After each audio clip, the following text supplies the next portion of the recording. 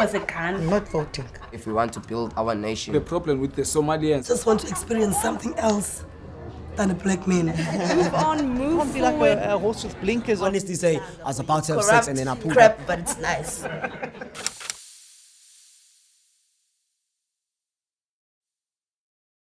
My name is Peter John. I am a social activist, archivist, photographer, and I have a particular interest in history and technology. Yeah, my name is Simthandile Azania. I'm from a small town in the Eastern Cape. I'm a student at the University of the Western Cape. I'm also an activist. My name is Kenneth. I'm from an informal settlement called Barcelona, and I'm also a housing activist. Hello, my name is Nabila Mayo. I'm a third-year BA student at the University of Cape Town, and I live in southern suburbs in Cape Town.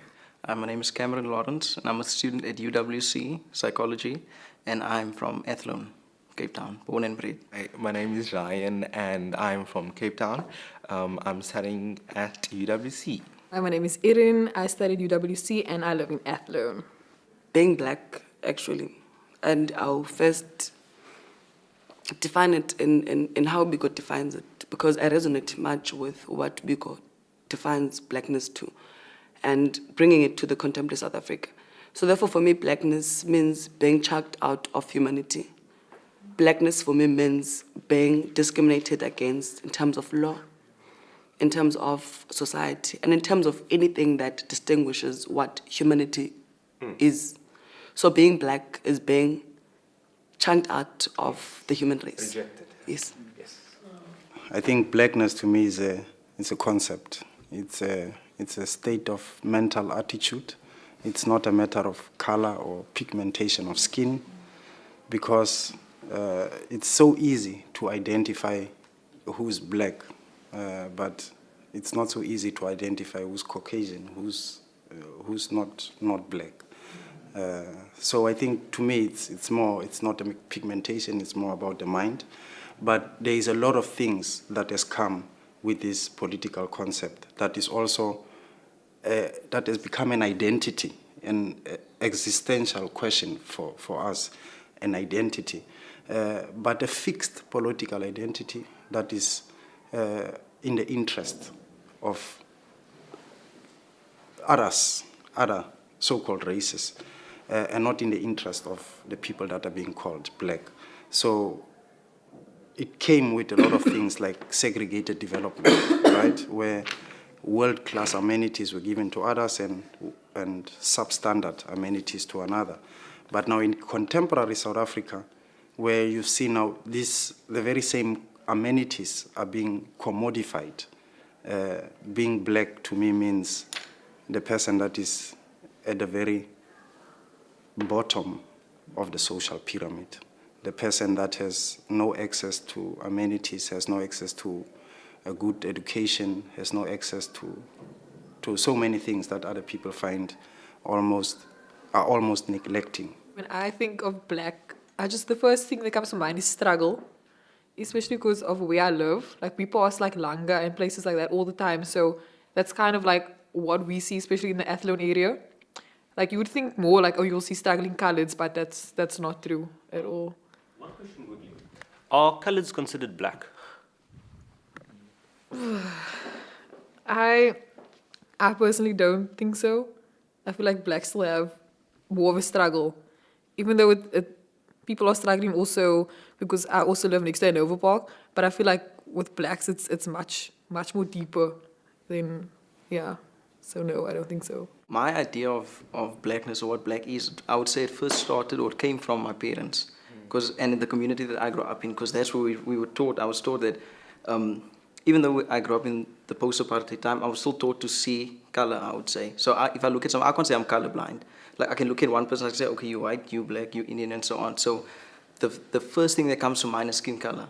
But then coming to UWC, and then especially doing the course, Social Identity and Oppression, we learned that it's much more than that. It goes far deeper than that, actually. It really is, I would agree with you. You said it's almost a way of life. It's a mindset, like you said. It's something that you experience far beyond what you can see. So when Erin said that she doesn't think colored people are considered black, There was, forgive me if I get this wrong, but I know it was a definition of the Black Consciousness Movement by Steve Biko. He said that all those who have been oppressed or how can I say, held back, who have been excluded from certain privileges, those are people who are considered black. So according to that definition, I would say that colored people are black. So I would identify myself as black, but then when it comes to then what is colored, I'm sorry to bring the whole color thing in, but just as part of my answer, what is colored then? I would say color is more a way of life. It's almost like a culture, because if we look at the two groups, what we would consider in the past black group and a colored group, our way of speaking is different. The way we have certain, we do things a different way, we communicate a different way, we understand each other differently. So color is more of a culture, so to say. But in terms of what we identify ourselves as, in terms of race, I would say colored people are or could be considered black, because I know we haven't been through the same, looking at the past now, the amount of struggle was not the same. Colored people did have a bit more privilege than what was considered black people in the apartheid era. So we went through the struggle, but we went through it a bit differently. But nonetheless, the definition of struggle we went through. That's where I don't agree, because like you said, it was a different struggle. So how can you like put them together though? The colored people had a lot more advantages, even though it wasn't obviously the same as whites. But like, it's not the same. The fact that we had more advantages just makes us different. Could I just pose a question there? Wouldn't you say certain kinds of colored people, the ones who looked more white or had better access to education or better jobs, you can say they were advantaged? Yes. And you've heard white people say, you not that colored, you're almost white. And then I always look at people when they give me that answer, I'm like, don't look shit to me, bro. I walk down the road, the cops treat me just like anyone else. I think I can agree with you with that, definitely. That, some coloreds had more advantage than others, but I still don't think. And I think what you're also highlighting is there's an inherent tension in colored culture itself, where colored people are really horrible to darker skinned colored people. Yes. Which is also something they don't really talk about, I think coloreds are more racist towards black people than white people are, because I hear that all the time. I think they're more racist to each other. Yes. Than to anyone. More racist in general. Way more racist in general. I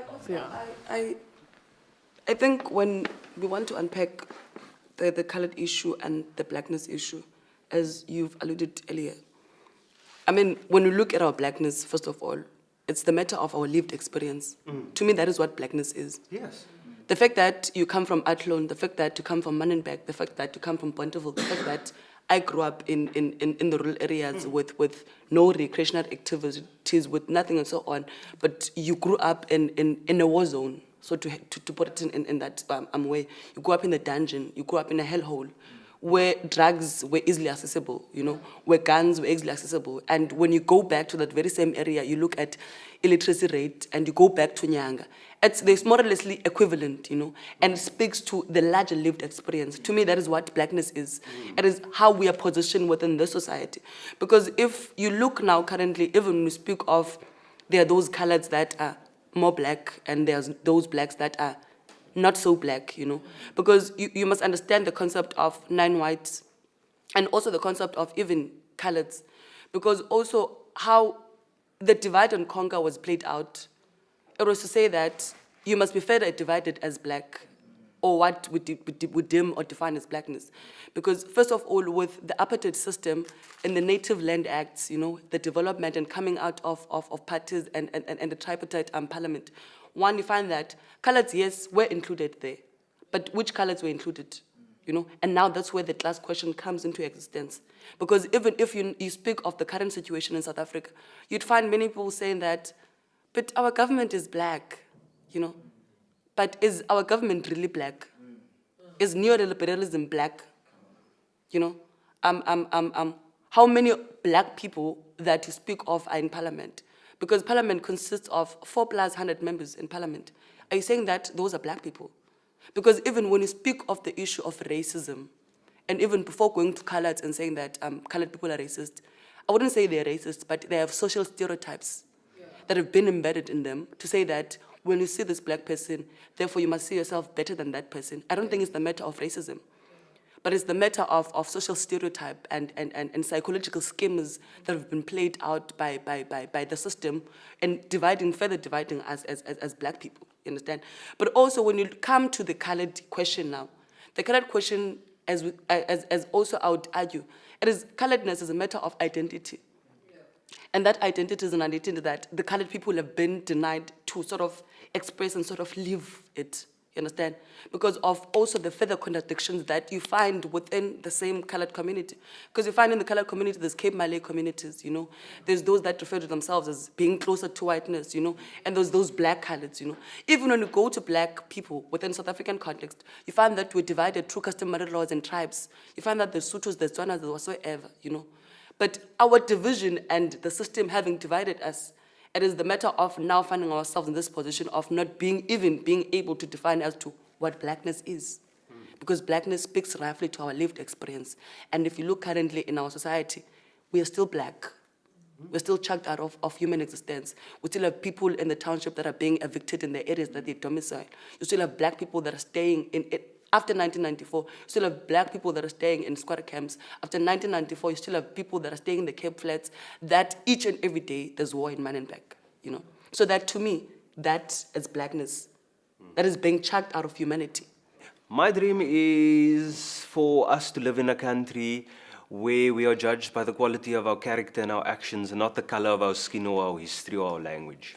My dream is to build archives of resistance and archives that are going to speak directly on black resistance and especially women resistance in South Africa, because I feel like women have been excluded a lot. So me building archives of liberation and archives of resistance precisely on women, that's my dream.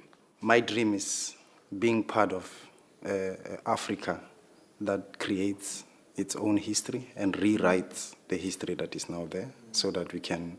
It's only from our past that we'll get to the future. So I hope I can be part of that society, rewriting history. My dream is for everyone to live in harmony and accept each other and each other's differences genuinely and not just tolerate each other. My dream is I just want to live in a space where it's almost similar to what you said, where we don't look at each other based on anything, whether it's your gender, sexuality, race, religion. I don't see the point in judging anyone on any one of those things, because you're going to get to know that person. Yeah. What value can you add to my life? What value can I add to your life? My dream is, let me get this line properly. I think mine is just simple because I'm such a family guy. Like just to see that one day, maybe not my children or say my kids, somewhere down the line, that it would just be a thing of that we all mixed and coming together and kind of, wow, this sounds really cheesy, but like I really think it's beautiful just to see that us mixing and spending time with each other, where it's not a thing of, hey, I'm chilling with my black friend or my colored friend. It's just that I'm chilling with my friend. Well, my dream is very similar to Nabila's, just for people to be accepting. You know, no matter where they come from, what they look like, just accept people. Just be open-minded. Don't think too deep about it. Just, this is a person. Make friends with this person. Don't like this person because of their personality. Don't go any deeper than that. So yeah, just to be accepting. Yazi, you should ever sit and talk with people, or else take a walk and create a straight talk. Talk what is nice, it will make you feel stronger. Listen what is right and say what is wrong. You should ever sit and talk with people, or else take a walk and create a straight talk. Talk what is nice, it will make you feel stronger. Listen what is right and say what is wrong. I think this conversation was very fruitful for me because I got to see people's different viewpoints and their perceptions of things compared to my perception, so it was good. We cannot have enough of these discussions, but yeah, it was a very mind-opening, picking brain discussion. For me, the conversation was a fruitful conversation, and it was also a reflection of where we are as a society. There's definitely things that you could have learned here today. So yeah, I think it was definitely helpful. A lot was said. And I think for me, let me say me personally, I think I've been challenged hearing some of these things. So that is really cool. I love it because that grows you as a person. A lot can be taken from this conversation. I thoroughly enjoyed it, and I would love to have more of this, and even on larger scales.